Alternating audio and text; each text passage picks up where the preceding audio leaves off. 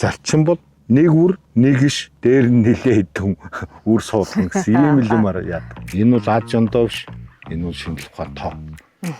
Энийг л учрыг нь ойлгоцсон. Томьёоныхоо учрыг ойлгоцсон байхад танд ерөөсөө замчин дард. Айх юм байхгүй. Бурхнаас гуугаад ах юм байхгүй л гэж байгаа. Ашуулах хэлээ. Сайн бацхан үзэгчдээ та бүхэнд энэ өдрийн мэнд хүргэе. Бид та бүхэндээ тариаланчид ярьж байна нэвтрүүлгээ Төв аймгийн Эрдэнэ санд сумд буянт төвийн бригад дээрээс хүрэх гэж байна. Тэгээд буянт төвийн захирал Сарвал та ярилцах гэж байна. Тэгээд буянт төвийн талаар эхэлсэн дээр болоо гэж бодож байна. Тэ буянт төв маань яг ямар чиглэлээр үйл ажиллагаа явуулж байна. Хэдэн оноос ер нь газар тариалангийн салбарт орж эхлэв гэдэг ингээд яриага эхлэе. За юуны өмнө та бүхэндээс энэ өдрийн мэнд хүргэе. Тэгээд манай компани бол ерөнхийдөө бол Төв аймгийн Эрдэнэ санд сумын тэжээлийн аж ахуйн үргэлжлэл ийм компани байгаа. Тэгээд би бол 1996 оноос хойш за эхний 20 жил бол алдаг оног амжилттай л алдаа оноо ихтэй ийм он жилүүд үргэлжсэн. За 2016 оноос ахгүйд манайх үрийн аж ахуй болсон. Яагаад үрийн аж ахуй болсон гэхлээр ерөөсөө л альва бүх юмны үндэс суурь бол үр юм байна. Үр сайн байж ургац авах юм байна. Үр чадaltaй байж ургац өгөх юм байна гэсэн ийм дүгнэлтэнд энэ олон жилийн явцад хүрээд тэгээд ер нь үрийг чанартай эрен бүндэр ийм үрийг үржүүлэх нь бол тэгээд трийгээ тариалах нь бол ургац авах үеих хамгийн нэгдүгээр үндэс юм байна гэдэг. Энэ үндсэн дээрээс үрийн аж ахуй болсон. Одоогоор бол манайх Улаанбуудаан одоо Оросын холбооны улсаас гаралтай Алтай зороос гаралтай голцсон үрүүдийг элэг төрийг үржүүлж аж ахуй нэгжүүдэд ойр авах аж ахуй нэгж иргэдэд өгч байна. За энэний хажуугаар бас хошуу одоо авиасны корифегийн сортыг бас элэг төрөөр үржүүлж байна. За сүүлийн үед бол шинэ тармилууд нь ялангуяа арваа, шар уурцаг, вандуу гэх мэтлэн энэ тармилуудыг бас үржүүлээд бас тодорхой хэмжээгээр явуулж байна.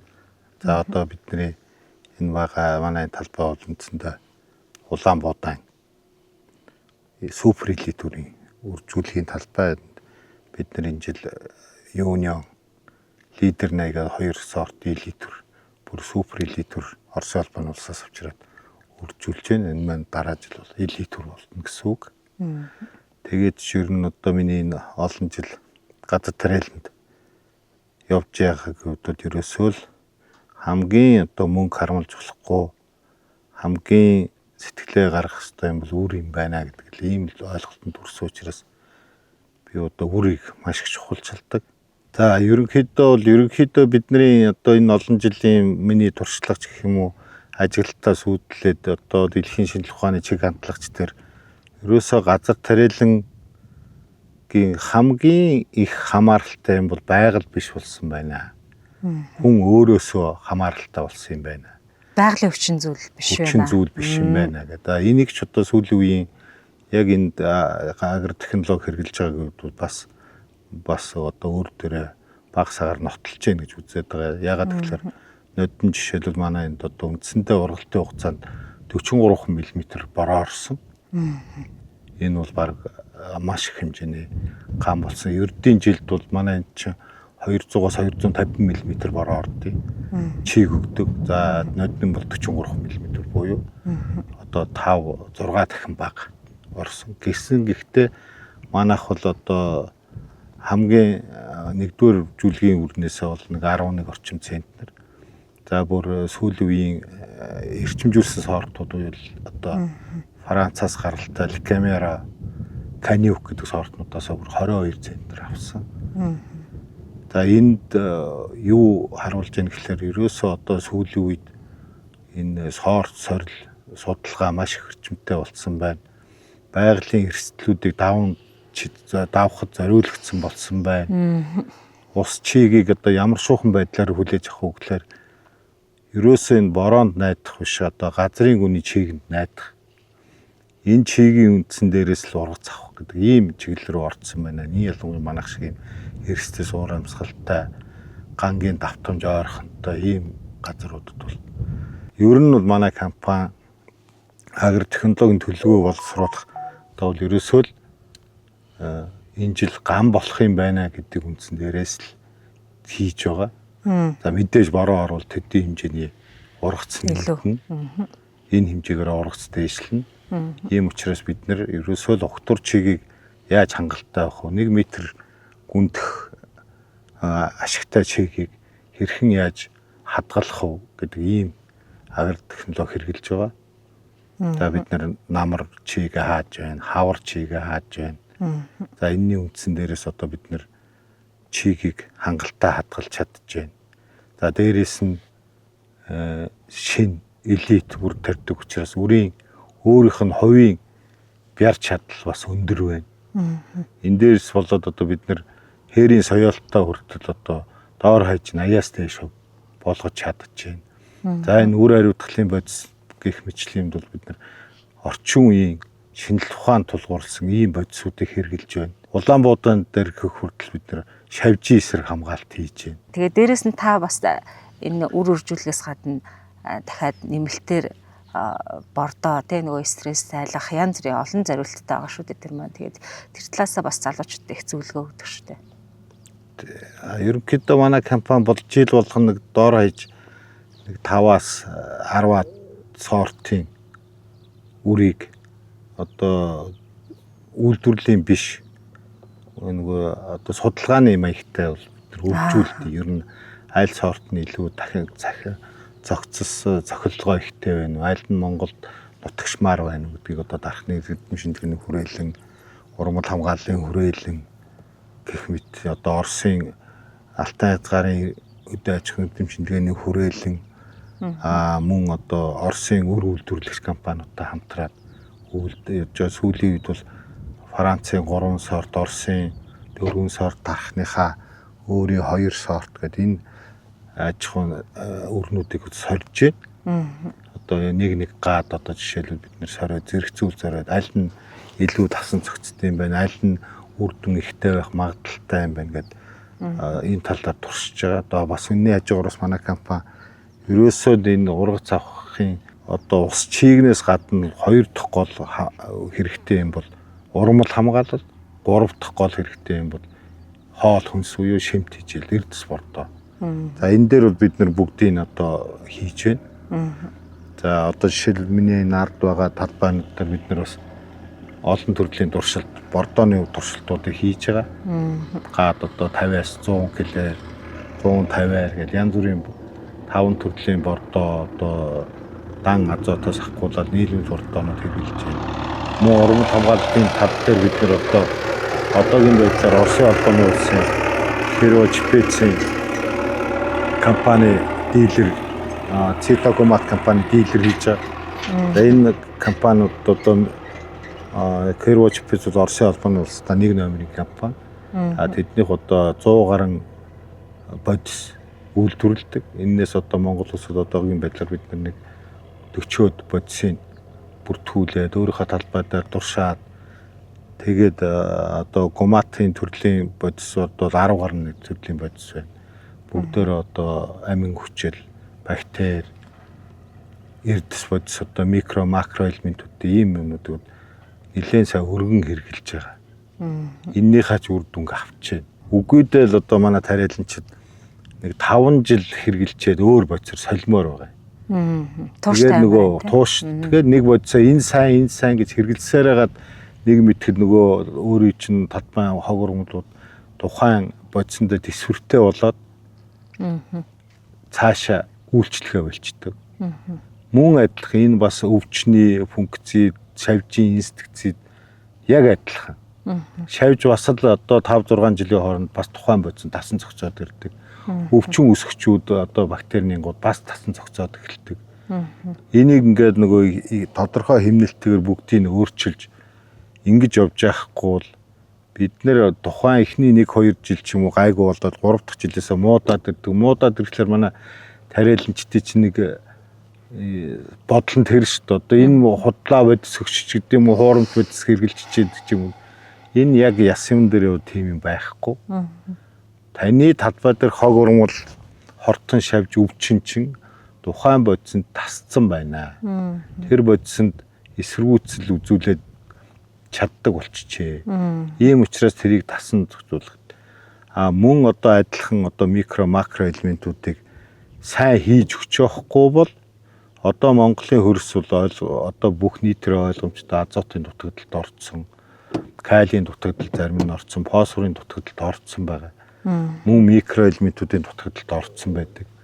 Энийг одоо шинжлэх ухааны байгууллага лабораториудаар үзүүлээд өөрийнхөө талбайг ямар нэгэн байд ямар шуухан байгааг нэг манай эрхэм хүнд тариаланчид маань мэдчихвэл дараагийн авах арга хэмжээнүүд тодорхой болчихно. Одоо бид нарын манай нийт тариаланчид барагд бүгдөө шахуудаа богдөө таамаг дээр үндэслэж яваад байдаг. Энэ нь бол газар тариалан гэдэг бол таамаг биш юм аа. Энэ бол шинжлэх ухаан юм. Энэ бол тоо бодлого юм. Бүх юм тоо. Тэгэхээр бид нар яаж болох вэ гэхлээр энэ шинжлэх ухаанд зохицуулаад нэгэнт таны соёлоод гараад ирсэн нэг ширхэг үрнээс гарсан иш тэрүүн дээр юу үүсэх вэ гэдэг бүх үе шаттайгаа хаана хизээ тодорхойлогдох уу гэдэг нь бүх үе шаттай. Тэр болгон дээр бид нэр арга хэмжээ аваад авах юм бол та хүссэн ургацаа авах болно. Тэгэхээр бид нэр өөрсдөө найдах юм байна. Өөрсдөө найдна гэдэг нь хөрсөө сайн боловсруул, чигээ сайн хадгал, шимт хижээлийн өг, урамлаа хамгаал ийм юм байгаад байгаа. Тэгэхээр бид нар энэ болгоныг зохистой системтэйгээр хийчих юм бол ямар ч ган, ямар ч хөрсөн дээр хүссэн ургацаа авч болохоор энэ цаг үе нэгэнт ирчихжээ. Ийшээ зорж ирсэн бас нэг шалтгаан маань тий зүгээр ингээд сонсоод өнгөрөх биш. Бодтой ингээд хийгээд өөр дээр ингээд харуулж байгаа хүний имийг олон хүн дамжаад бас үзээсээ хараасаа олон хүмүүс эндээс бас хэрэгтэй юм болоод авчаасаа гэж бодоод таны ярилцлагыг бас олон хүнд хүргэмээр санагдаад ингээд зорж ирсэн байгаа. Тэгээд таны хувьд яг над чиг ийм алдаатай хүмүүс их байна уу? Та ер нь энэ тал дээр юу гэж бодож байна? Одоо ерөнхийдөө алддаггүй хүн гэж хаавах. Мэдээж тодорхой хэмжээний туршлага сууж ээж амжилтанд хүрэх ёстой. Гэхдээ одоо энэ шинжлэх ухаан хөгжсөн байгаа нөхцөлд яг өөрөө одоо яах гэж тариалан хийгээд байгаа юм гэдэг мөн чанараа ойлгочих юм бол ерөөсөө л амжилтанд хүрэхэд амарх. Энэ мөн чанар гэдэг юу хийх гэдэг юм гэхэл би түрүүллээ шүү дээ. Нэгэнт гараад ирсэн юм дээр та одоо нөгөө гол хатгах гэж манайхны ярьдаг тэр үед ерөөсөө л аль хэдийн ургамал өөрийнхөө намар ургацаа тооцоолцсон байдаг. Тэгэхээр бид нар тэр үеийг л өнгөрөөчих юм бол хичнээн цааш нь гоё юм хийгээд нэгэнт л бий болцсон ургацыг бид нар дээшлүүлж чадхаас өнгөрсөн л гэсэн үг байна. Тэгэхээр бид нар яг тэр моментн дээр ямар тэр генетик юмд нэгэнт нэг үр одоо юу гэдгийг дээрээ 20 ширхэг үр суулгана гэд бодцсон л бол тэр үеийг өнгөрцөн бол хичнээн дэмжлэг байгаад нэмэргүй болчиход. Тэгэхээр бид нар тэр үеийг болохоос өмнө тэр шимт хижээлийн өгж шимт хижээлийн өгнө гэдэг чинь нөгөө генетик мэдрэмжинд нь одоо энэ одоо зохицуулагч буюу идэвхжүүлэгчүүд чинь тэр бүгд нь мэдээллийг өгч ингэж явдаг юм байлээ. Тэгээд тэрэн дээр бид нар 20 биш 40-ыг суулгах ийм генетикийг суулгачих юм бол тэгээд дээрэс нь чийг нь бий болоод идэж тижэл нь бий болчих юм бол тэр ургамал 40-ыг суулгана. Тэгэхээр 20-42-ийн хооронд бид нэр зөвхөн ганцхан үр ишин дээр л энэ бодлогыг тодорхойлж болдсон юм байна. Энэ бодлогыг хэн тодорхойлох вэ гэхлээр таал тодорхойлно. Байгаль бол өөрийнхөө юмыг байгаа хүчин чадалтанд бодогдоод тоогоо бодоод за энэ хөрсөн чи ийм юм байна нөхөр минь. Би чамд 20-ыг л өгч чадах юм байна шүү гэдгийг л тооцоолчихно. Тэгэн гут нь тэрхийнх нь өмнө нь та шимт хижээлийн бэлдээд өгөхлөөр энэ хүн нөгөө ургамал чинь үгүй энэ одоо энэ байгаа нөөц болцоо надад 30 юм байна шүү тэгээд 30 бий болох өөрийнхөө генетик мэдээллийг тэр гоод хатгах үед бүр бага буталтын дараа гэсэн үг шүү дээ баг. Энд үед аль хэдийн шийдвэрлэлсэн байдаг. Тэгэхээр бид нар хамгийн гол яагаад үр сайн байх хэвээр, яагаад ихэн үеийн тижэл сайн байх хэвээр гэдэг. Нөгөө ургамалдаа бид нар ядахтаа чи нэг толгой дээр 30 ширхэг юм суулгачаараа гэсэн мэдээллийг л өгөх гээд байгаа. Тэгжээж бид нар 30 авна гэдэг чинь үндсэндээ 20 центнер л өгнө л гэсэн үг байхгүй. Тийм учраас л энэ идэх тижэл энэ үг. Тэгэхгүй бол нэгэнт л байгаа талбайд бид нар байгаа чадлаараа нөгөөдөг чи 20 суулгана гэж өгсөн бол 20-ыг л авна, тэр нь 10 центнер л гэсэн үг шүү дээ. Тэгэхээр бид нар энийг хизээ яг ямар үед нь хоол тэжээлээр өгөх, идэвхжүүлэх үү гэдэг маань ерөөсөө л энэ. Тэгээ таны талбай дээрс цагуурын хэмжилтийн станц байна тий. Тий. Энэ цагуурын станц энэ бичил станц юм байгаа. Ерөнхийдөө 10 гаруй үзүүлэлт үздэг. Одоо жишээлбэл энэ хөрсний гүний чийг үзэн, температур үзэн, дээрээс нь хурд дундас салхих, агаарын даралт, агаарын чийгшил гэдэг. Ер нь энэ газар тариаланд хэрэгтэй бүх мэдээллийг, тухайн мэдээллийг хэрэглэгчд өгч байгаа. Энийг ямар үр дүнгээр ашиглаж яах вэ гэхээр энэ дээр бид нэр хөрсний чийг ямар байна, дулаан ямар байна. Одоо ингээд өнөөдөр чинь 5 сарын 24. Тий. Яагаад ингээд тариалаад байгаа юм? Зарим хүмүүс бол чи оройтод байгаа юм биш үү гэж. Би энийг одоо яг энэ тооцоолт дээр тулгуурлаад тариад байгаа. Яагаад тэгэхээр одоо хөрсний гүний дулаан яг одоогийн байдлаар бол аль ч ургамал цохилттой болсон, дээрээс нь аль ч одоо миний хийсэн бордоог шингээх чадвартай болоод байгаа. Тэгэхгүй л хүүтэн өрсөнд одоо хүүтэн өрсөнд үр хийчихлээр нэгдүгээр үр хөрс халтал хүлээдэг, соёолох гэж, хоёрдугаарт миний хийсэн бордоонууд халтал бас одоо та бүхэн одоо фосфор бол ерөөсөө хөрсний градус 12 болж иж одоо уруулд орж уусаж ургамалдаа шингэж нөхцөл нь бүрддэг. Азот 6 болж иж болдог. Каль бас 10 болж иж болдог. Тэгэхээр бид нар үр дүнгүй бордоо бидний бас нэг манай тариаланчдын чи одоо алдаа тэр шүү дээ. Хийх л ёстой. Хийчих юм бол гэлжид болдог гэж боддог. Тэрийг хизээ их үү, яаж хийх үү гэдгийг боддгоо. Энэ цагуурын станцаас одоо жишээлбэл хөрс одоо жишээлбэл 20 см хүртэлх чийг хангалттай тохиолдолд үргэлжиж байгаа. Үр одоо манайх бол ер нь 6-7 см хийж байгаа. За яагаад бага хийгээд байна вэ гэхээр манай гангийн нөхцөл их байдаг учраас миний манай компани барьж байгаа баримтлууд би нэг ботлуулахыг хүсдэг. Нэг үрнээс нэг сайн иш гараад тэр сайн ишин дээр 40 ширхэг юм суучвал тэгээ надад болчихно. Хангалттай. Болчин хангалттай. Тийм. Ийм ба одоо жишээлбэл зүгээр хялбархан тоо бодж үзүүлээ л да. Би 4 сая ширхэг хийлээ. 70% соёоллоо. 202.8 саяын соёоллоо. 2.8 сая ийм ширхэг юм дээр би одоо за 40 мөч гэж томорхоо үлээ. За 20-ыг суулгая гэж бодъё тийм ээ. Тэгээ 2.8-ыг 2-оор жилгээр юу гэдэг тэн дээр 56 сая ширхэг гарчлаа. Тэрийг ойролцоогоор 40 граммаар бодоод үзлээ гэхээр хийдв. Одоо ерөнхийдөө бол нэг төрлийн ойролцоогоор 0.8-аас 1.2 грамм байдаг. Одоо нэг ийм төрийн шүү дээ. Тэгээ ингээд бодоод үзэхээр 2.8 сая ширхгийг 280 гэдэг чинь би 28 центнер ургац авах боломжтой болгож байгаа байхгүй юу? Энэ ерөөсөө л миний энгийн боломж. Маш сайн үндэс бэхжүүлээд авах хэрэгтэй. Үндэс бэхжүүлэхийн тулд би голцоо фосфор ихтэй бордоо хийдэг. Сайн үндэс альж ганд тэсвэрлэх чадвар маш өндөртэй. Бусад тармилагч гэсэн. Бусад энэ ганц Улаанбаатар биш үү? Бүх тармил Арабс, Арваа одоо юу гэдэг Эрдэнэ шиш гэл одоо манайхны тарьдаг юу л тэр гол үндэс. Дээш нь тарьчихлаар гой чийгтэй байсан ч гэсэн үндэс миний ажиглалтаар ч үндэс сайн суухгүй бутлаад тааруухан үндсэн дээр олон боталчихлаар тэр олон ботнуудыг тижээ дийлхээ өлөөд чийг нь хүрхээ өлөөд ингээд нөгөө юу ч өхүүлээд эхэлдэг хажуухаа илүү ишнүүдээ. Тэгээд ганцхан үлдэг тэр оронд нөгөө бид нэр илдгээр давчин толгой усчдаг.